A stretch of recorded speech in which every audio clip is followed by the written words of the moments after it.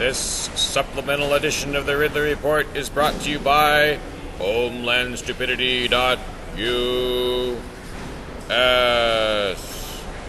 I'm at the one of America's least bad airports, Dallas Love Field, and even here, things are kind of crazy. They've got the temperature down deep into the 50s, so look at what I'm wearing in Dallas. Kind of wasteful, it seems like.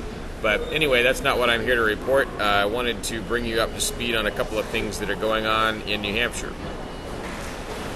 Joey Dauben is a free stater from Plymouth, New Hampshire. He lives there now, and most of you have probably never met him. He doesn't really seem to hang out with us much or run in our circles anymore, but he used to live here in Dallas and frequently came to our Free State Project meetings here. Well, he's been arrested. And whether you like Joey or not, some people don't, you may be outraged at the reason why he was arrested.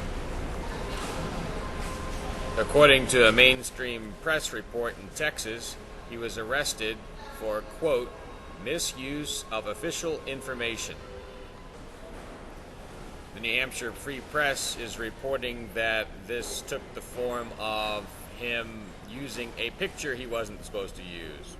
He's an independent reporter, runs a little paper in Texas called the Ellis County Observer.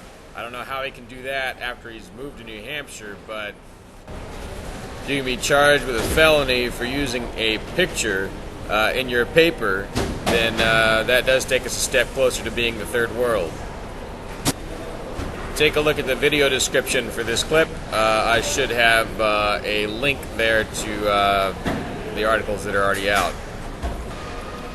An unrelated piece of news to report: cutbacks here at the Ridley Report are coming to an end, at least temporarily. I had cut back to one story a day because of lack of advertisers, but now I have enough advertisers again that I can go to full power doing as much as I have time to do. Of course, when I say one a day, it was basically 7 a week. I wasn't always doing one every day, but I'll probably be jumping up to 1.6 stories on the average day, back up to 12 stories a week roughly, I'm expecting.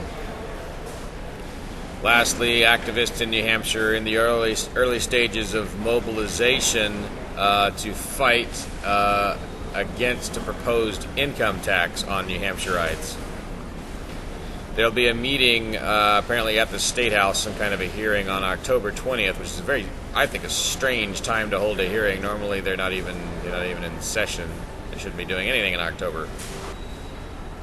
Obviously, the meeting itself and the situation, the scene outside, will be a big event. But in the meantime, I was thinking about maybe organizing a couple of sine waves or something like that on overpasses, key overpasses in New Hampshire. This would be only if there's nothing better for me to do. I'd rather cover a story than make one, but like John Connell always says, if you don't like news, go make some. The weak link in this chain for me is that I don't really have the ability to make a really big sign. You can be very powerful in a demonstration in New Hampshire if you stand at the right overpass and you have a big enough sign to be seen. And I was thinking it would be nice to have a 10-foot long sign that just says state sales tax with an X through it. I think that would be very powerful. Maybe one or two signs that say that, and just a bunch of people with flags or whatnot.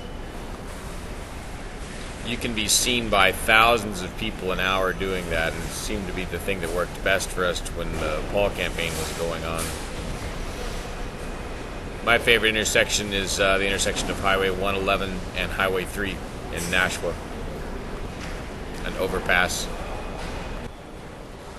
Now, when you're in my situation, the situation I'm in today, about to fly, you appreciate people like homelandstupidity.us who watchdog the TSA, these folks over here. They keep an eye on the TSA and report some of their misdeeds. You can find out more by visiting homelandstupidity.us.